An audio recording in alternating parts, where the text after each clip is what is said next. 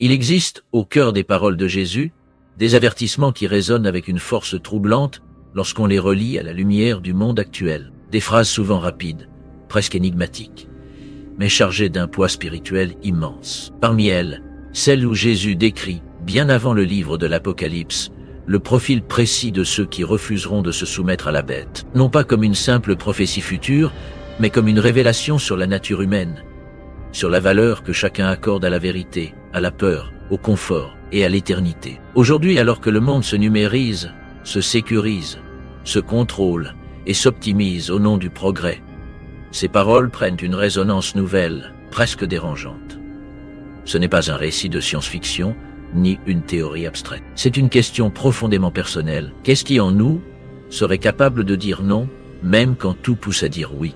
Lorsque Jésus évoque l'épreuve ultime, il ne commence pas par décrire la bête, la marque ou le système mondial. Il commence par parler de compréhension. Dans l'Évangile selon Matthieu, lorsqu'il déclare que celui qui lit comprenne, il établit une distinction fondamentale. Il y a ceux qui entendent et ceux qui comprennent réellement. L'information, seule, ne suffit pas. Comprendre, dans le langage biblique, implique une décision intérieure, un engagement volontaire à voir ce que l'on préférerait parfois ignorer. Cette compréhension n'est pas intellectuelle, elle est spirituelle. Elle demande du discernement, du courage, et surtout une disposition du cœur à accepter des conséquences. Jésus enchaîne ensuite avec une instruction qui semble presque excessive. Fuir immédiatement, sans rien emporter, sans même revenir en arrière. Cette urgence radicale n'est pas logistique, elle est symbolique. Elle révèle une vérité essentielle sur ceux qui refuseront la marque. Ils ne seront pas attachés à ce monde.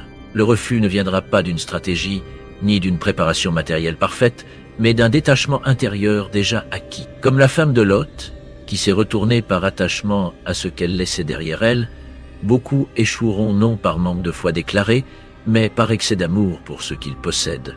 Jésus ne décrit pas des survivants héroïques, armés et autosuffisants. Il décrit des hommes et des femmes capables de perdre instantanément maison, sécurité, statut, projet et souvenirs, sans négocier.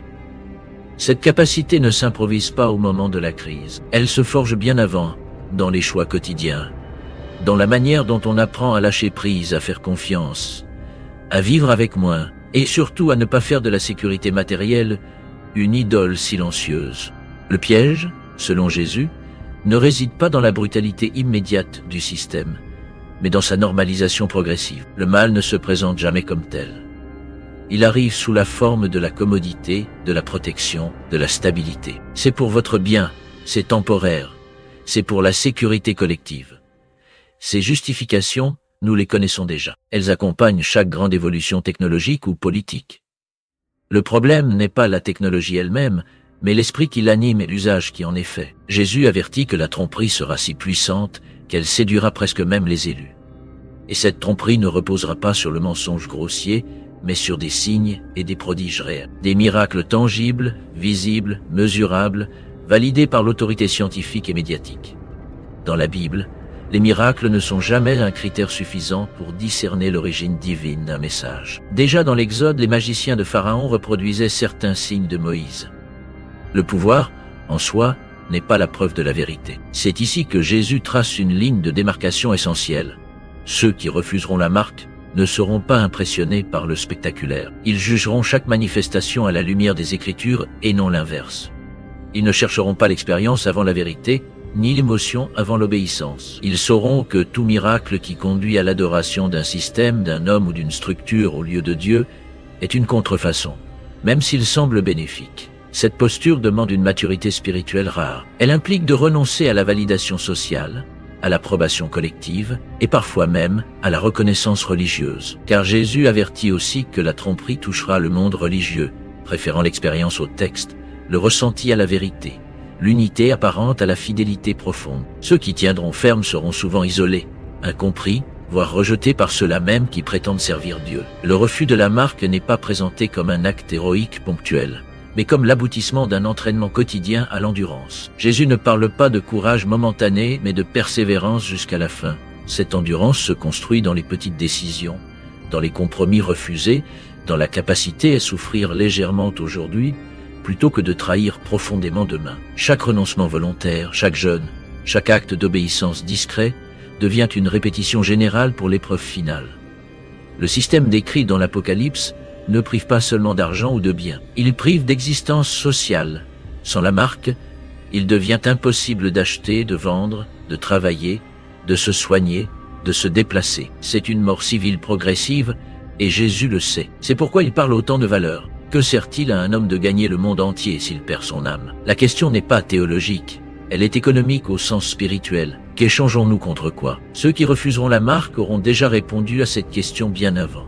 Ils auront appris à valoriser l'éternité plus que le confort, la fidélité plus que la survie, la vérité plus que la paix apparente. Ils auront compris que tout peut être pris, sauf ce qui a été volontairement donné à Dieu.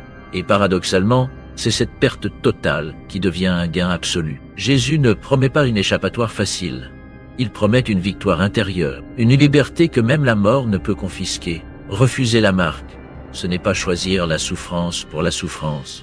C'est refuser de vendre son identité. C'est rester aligné avec ce que l'on est vraiment, même lorsque le prix semble insupportable. Et ce choix, selon Jésus, se prépare maintenant, dans la manière dont nous vivons, consommons, croyons et résistons chaque jour. Lorsque Jésus décrit ceux qui diront non à la bête, il ne dessine pas le portrait de croyants parfaits, mais celui d'hommes et de femmes lucides, détachés, enracinés dans une vérité plus grande qu'eux-mêmes. Leur force ne vient pas de leur capacité à anticiper l'avenir, mais de leur fidélité dans le présent. La véritable question n'est donc pas de savoir si nous refuserions la marque demain, mais si nos choix d'aujourd'hui nous en rendent capables, car la marque ultime commence bien avant d'être visible sur la main ou le front. Elle s'imprime dans ce que nous valorisons, dans ce que nous échangeons, et dans ce que nous refusons de sacrifier, même face à la peur.